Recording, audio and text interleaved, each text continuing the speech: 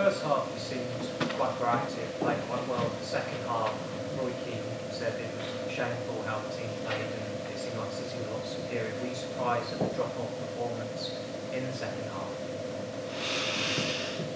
Well, as you said, I think we played a good first half, but we were still 2-1 down. So it was clear that in the second half we still had to try and score 1 or 2 goals in order to have a chance to at the end win the game. We didn't. It was in the second half difficult for us to keep them away from our own goal, and so we then decided to bring on Marcus Rashford and Jesse Lingard, 2 offensive players. One of the few offensive players we had available today. And then they scored a brilliant goal after a corner. I must say, difficult to defend that one. And from then on, it was a very difficult, frustrating game for us, because if you keep chasing them up high up in the pitch, in their half, you take the risk to concede another 1, 2, if not 3 goals. Simon? Just shout. What did you make of the character of your side and the attitude in the second half? Because it's something that's come up time and time again. To be honest, I didn't have the impression that they didn't try.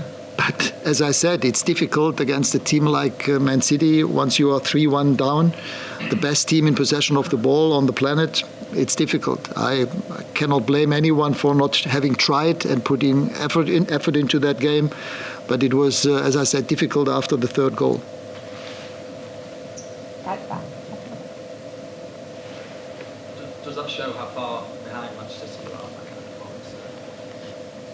I mean, after 28 games, you're as far apart from each team as the table shows it. We knew that it was a difficult game to come up for us. I think we did well in the first half tactically. We had our moments. We could have scored 1 or 2 more goals in the first half, but we didn't. And in the end, it's obvious that obviously they won the game and they deserve to win the game. And for us, it's now to look ahead and make sure that we play 2 good home games against Tottenham and against Atletico, and hopefully win those 2 games. An unusual formation. Do you think we'll see that again?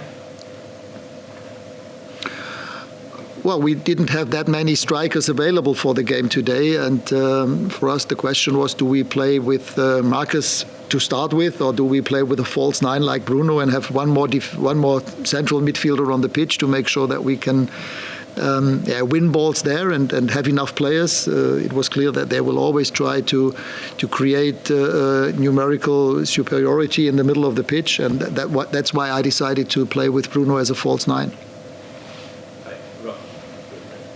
Do you think that a game like today shows the amount of work that you have, not only now as a manager, but in your future role above the football structure in the club? To be honest, I knew that before that game, so I wouldn't have needed that game to be aware of that.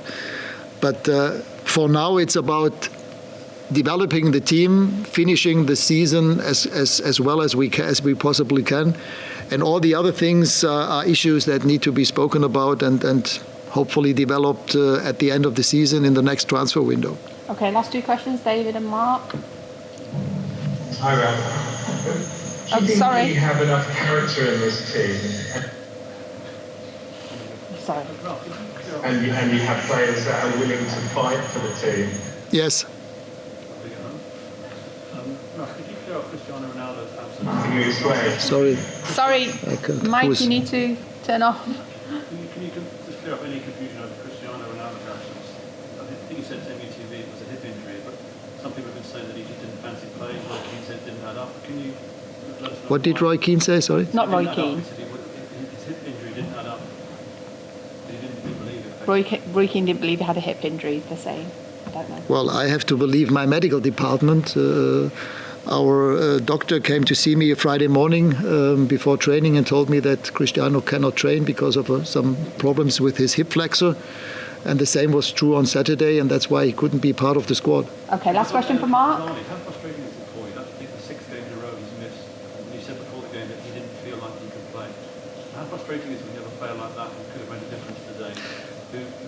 What does it help if I tell you it's frustrating? It's just a fact. If players tell the doctor and the medical department that they're injured and cannot play, I have to accept it as a manager. I cannot force a player to play if he thinks he's not available because he has an injury. The fans are getting frustrated, but clearly with Cavani, it doesn't seem that he decides when he plays effectively, and I think that's what frustrates fans. Look, Eddie trained in the last 3 days. He trained well, but he still felt after those 3 training sessions yesterday afternoon that he's still not fit to play. This is a fact, and as a manager, I mean, I cannot force a player to play if he doesn't feel fit enough and well enough in order to play. Okay, Mark, last question. Ralf, you said earlier on that you kind of knew what the job entailed, how difficult the job would be. Could you speak a little louder, sorry?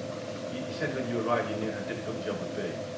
After this defeat of 22 points behind Man City, does there have to be a sense of realism at the club that this will take time, maybe years to catch Man City? How far behind do you think United are to actually close the gap on Man City? 22 points. And the second half showed that if they are in their momentum and if they are 3-1 up, that it's almost impossible to keep them away from your own goal, at least for our team. Squad of players that, I mean, how many players do you feel that you need, not need, but how long will it take to get Look, back to the I'm still the manager of this team for another 10 games in the Premier League and for hopefully a few more games in the Champions League. And it doesn't make sense now to start some speculations about how many players would we need, on which positions would we need them. This is not my issue. It's right now it's about preparing the team for the Tottenham game, and after that for a very important game against Atletico in the Champions League. Right now we have to be, and I am happy with the players that we have. This is clear that we lost 2, if not 3 strikers since Christmas. Everybody knows, but again, this is a fact, and we have to deal with it. And I'm not complaining about that. So for us, it's important to look ahead and make sure that we develop the team, which we have in the last couple of weeks and months. We do not always play against Manchester City. We have other teams, and we showed that against West Ham and against other teams at Leeds that we are capable to win those games. And this is my major job in the next 2.5 months. Okay, guys, thank you.